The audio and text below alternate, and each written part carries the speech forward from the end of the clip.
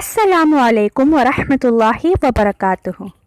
आज मैं आप लोगों के साथ एक ऐसा वाक़या शेयर करूंगी जो कि एक लड़की का वाक़या है जिसे मैं पर्सनली जानती हूं, और उसने मुझे बताया कि कैसे उसकी दुआ कबूल हुई। वो बहुत ज़्यादा परेशान थी क्योंकि जो उसका मसला था वो बहुत बड़ा मसला था, और अल्हम्दुलिल्लाह से उसका मसला हल हो गया है।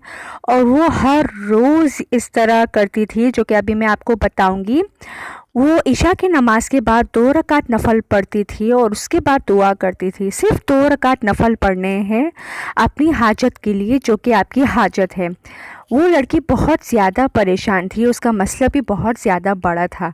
लेकिन जब वो हर रोज़ 2 रकात नफ़ल करती थी हर रोज़, तो उसके 1 या 1.5 महीना ही लगा था कि उसकी दुआ कबूल हो गई। बहुत बड़ा मसला था, और उसने 2 रकात नफ़ल बिल्कुल भी नहीं छोड़े। मतलब हर इशा के नमाज के बाद वो 2 रकात नफ़ल ज़रूर पढ़ती थी। हर रोज़ वो ये करती थी, उसने एक दिन भी नहीं छोड़ा, और अल्हम्दुलिल्लाह से उसका मसला हल हो गया है। आपके लिए भी ये बहुत आसान है। अगर आपको अपनी दुआ कबूल करवानी है, आपको भी सिर्फ इशा की नमाज के बाद ये 2 रकात नफ़ल पढ़ने हैं, जो कि बहुत ही आसान है, कोई भी कर सकता है, बिल्कुल आसान है। 2 रकात नफ़ल जैसे हम नमाज पढ़ते हैं उसी तरह आप 2 रकात नफ़ल पढ़ ले, और उसकी दुआ इस तरह कबूल हुई कि वो हर रोज़ पढ़ती थी।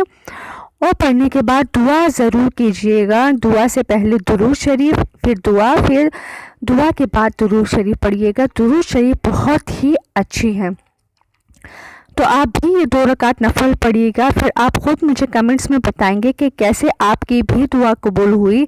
ये उस लड़की का एक सच्चा वाक़या है जो उसने मेरे साथ शेयर किया, तो मैंने सोचा कि मैं आप लोगों को भी ज़रूर बताऊं। आप लोग भी करके फिर मुझे कमेंट्स में बताइएगा। अस्सलामु अलैकुम वरहमतुल्लाहि वबरकातुहू।